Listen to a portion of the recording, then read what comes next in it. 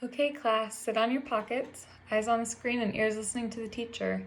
Raise your hands for questions and answers, and remember when we work in groups later, remember to keep your pockets touching your seats and use inside voices the whole time. So I wanted to ask you guys, what are some things that you saw on your way to school this morning? Think about it. Some things that I saw is I saw the sun, and I saw some people walking to school. I saw some cars and some bikes. What were some things you guys saw? And then they would answer that, and then I would say, and all of those things look so different. And the reason they look so different is because they're made up of different shapes.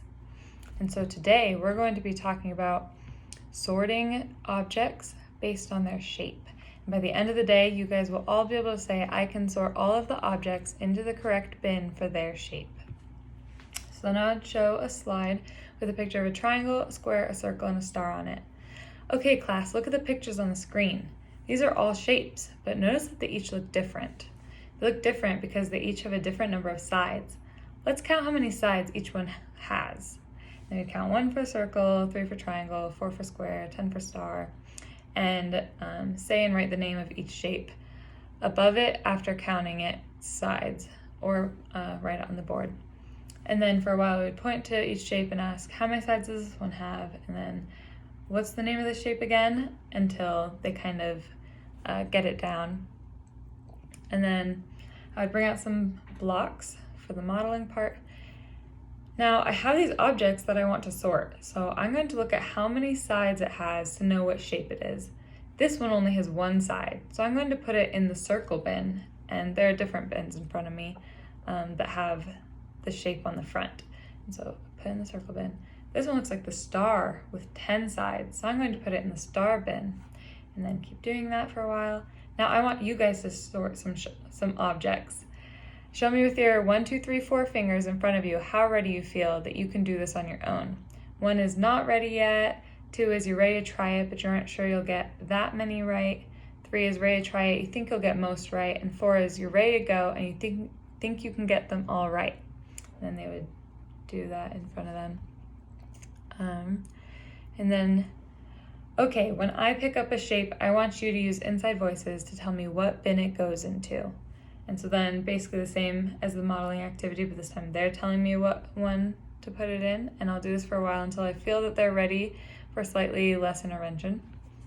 Now when I say go, the table leader will walk up to this desk, grab a bag of blocks and a stack of bins, and then walk back to your seat with them without any talking.